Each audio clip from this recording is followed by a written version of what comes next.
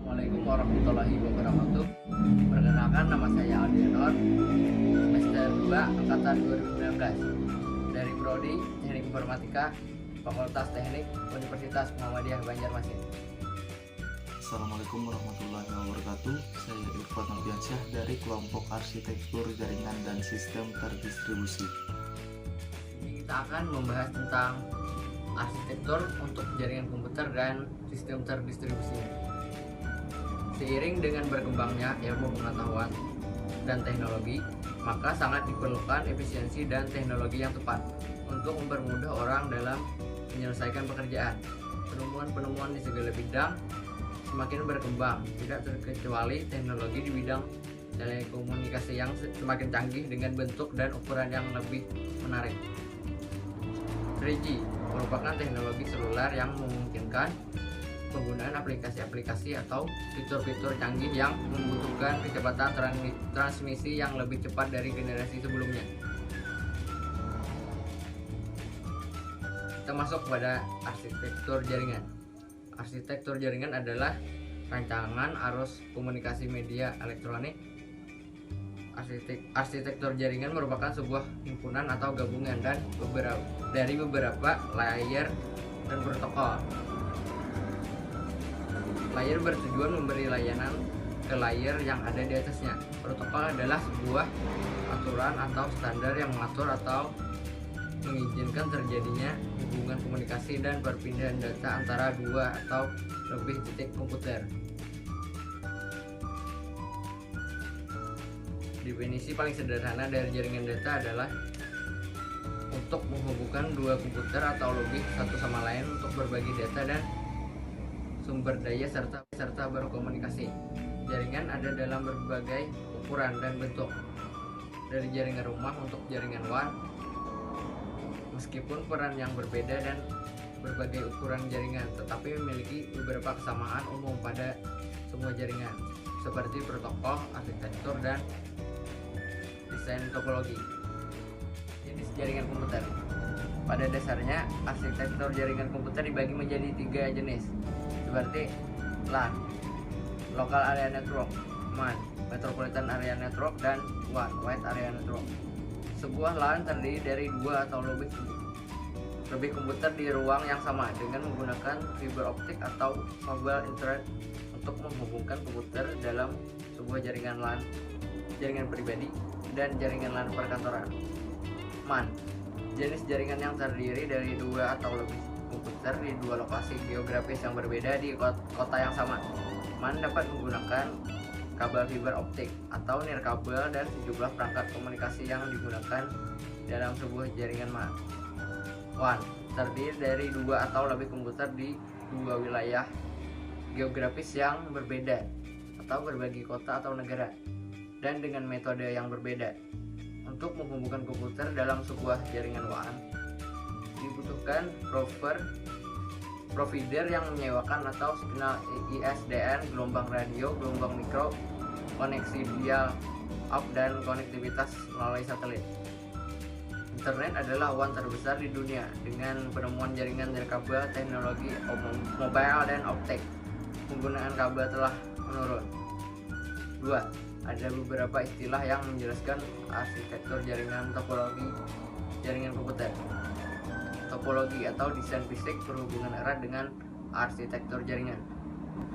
Topologi mendefinisikan bagaimana jaringan secara fisik terhubung. Ada 3 jenis topologi, yaitu topologi bintang, bus, dan cincin. Topologi bintang. Dalam topologi bintang, semua komponen jaringan yang terhubung ke titik pusat yang merupakan hubungan atau switch. Topologi bintang umumnya digunakan di LAN. Topologi bus. Pada topologi bus, komponen jaringan yang terhubung pada kabel yang sama ini disebut linear bus atau backbone. Topologi cincin. Dalam topologi cincin, semua komponen terhubung satu sama lain dalam bentuk cincin, token terus melewati loop. 3. Arsitektur terminologi jaringan. SAN, Campus Area Network. SAN adalah jenis jaringan yang menghubungkan bangunan kantor, universitas, pendidikan, atau komplek perkantoran. Intranet. Intranet adalah jaringan pribadi yang dimiliki oleh kantor, perguruan tinggi atau organisasi dan yang hanya dapat diakses oleh pengguna yang sah atau yang diizinkan. Internet adalah jaringan dari jaringan yang menghubungkan komputer dan jaringan satu sama lain dengan desain yang berbeda. MAN, Metropolitan Area Network, adalah jenis jaringan yang dirancang untuk sebuah kota. Jaringan MAN lebih besar dari LAN tetapi lebih kecil dari jaringan WAN. SAN atau Stretched Area Network adalah jenis jaringan yang digunakan untuk menghubungkan perangkat yang berkaitan seperti RAID penyimpanan file server dan sistem tab. VLAN, Virtual Local Area Network, adalah jenis jaringan yang memungkinkan komputer pada jaringan fisik yang terpisah untuk dapat berkomunikasi seakan-akan mereka terhubung ke jaringan yang sama. Selain server, adalah jenis jaringan sistem yang khusus memberikan layanan dan sistem yang memberikan dan menerima layanan ini disebut workstation. Pelayan utama termasuk file, printer, scanner, CD, hard disk, prosesor, koneksi internet, dan jasa lainnya.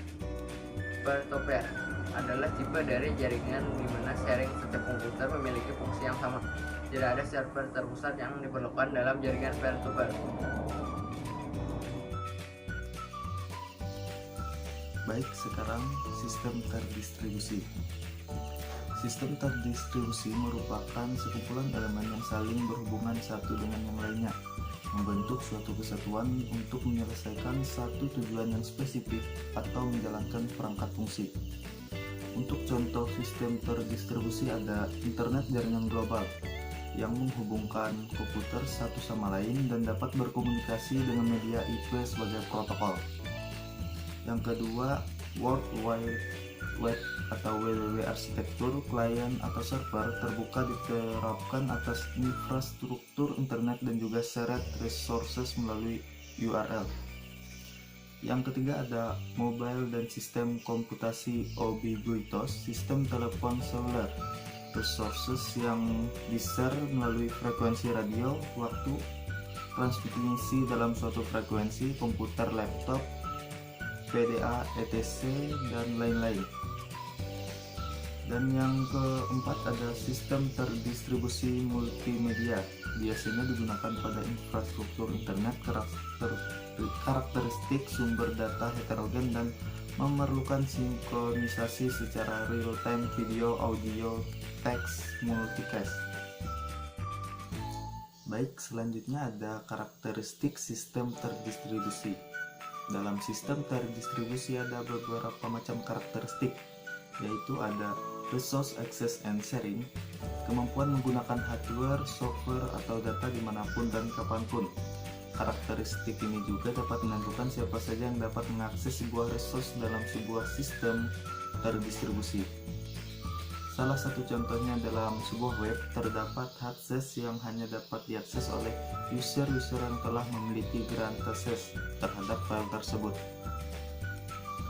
Karakteristik selanjutnya ada openness atau keterbukaan. Sebuah keterbukaan dalam sistem terdistribusi memiliki pengertian kemampuan sebuah sistem dalam mengembangkan fleksibilitas terhadap peningkatan kinerja sebuah sistem. Lanjut, yang ketiga ada konsurensi. Semua proses dalam sistem terdistribusi dilakukan secara bersama-sama. Hal ini dilakukan untuk mencegah inkonsistensi dan ketidakvalidan sebuah data dan proses. Sebagai contoh, dalam sebuah aplikasi web yang diakses banyak user, ketika server melakukan sebuah update, maka semua user akan mengakses halaman web tersebut, akan langsung mendapat update terbaru. Yang selanjutnya ada scalability atau skabilitas, memiliki pengertian bahwa sebuah sistem terdistribusi harus dapat ditingkatkan, yaitu sebagai contoh ya update terus. Lanjut ada fault tolerance, kesalahan pasti terjadi dalam sebuah sistem, entah itu disebabkan karena masalah jaringan, power supply, bencana alam, atau human error. Sebuah sistem terdistribusi dirancang memiliki kemampuan untuk menangani hal-hal tersebut. Contoh dalam hal ini adalah dibangunnya sebuah close setting server, di mana ketika server utama mengalami down karena beberapa penyebab kesalahan, maka extended server langsung membackup semua sistem utama dan menggantikannya. Lanjut, ada transparency.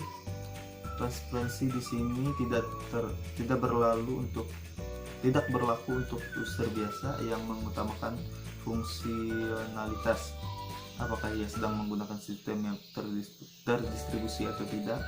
Namun secara khusus bagi seorang pengelola yang baik itu developer atau administrator sistem sangat perlu untuk mengetahui arsitektur dari sistem yang sedang digunakan, karena untuk mempermudah bagi mereka dalam mengembangkan dan memelihara sistem tersebut.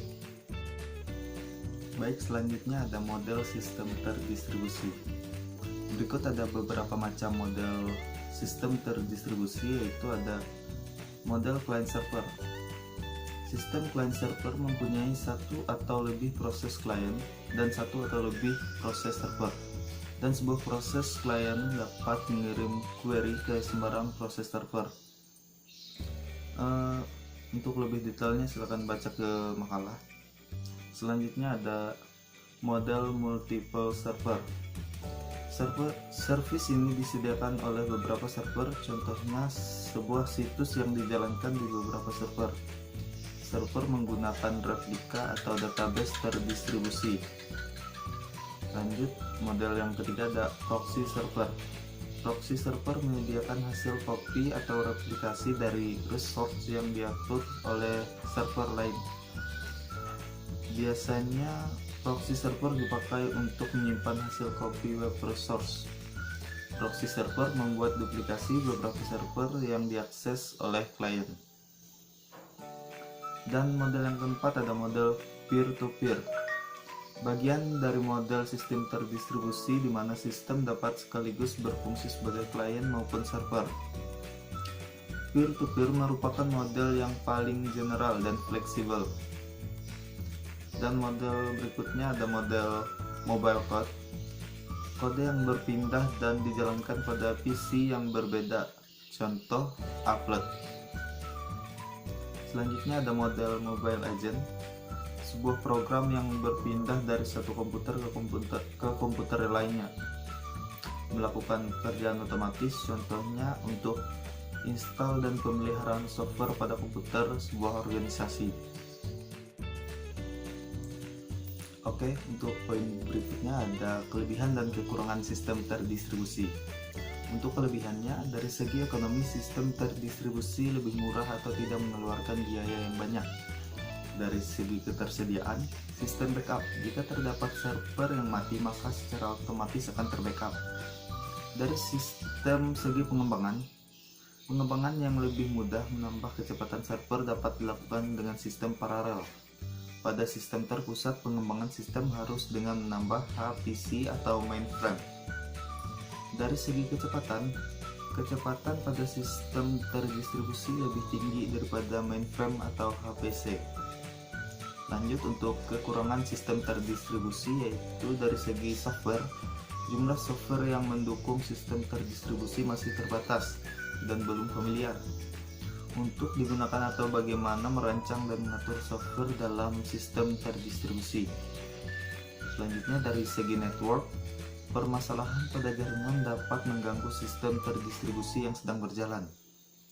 Dan dari segi keamanan, adanya peluang untuk mengakses data yang bersifat rahasia.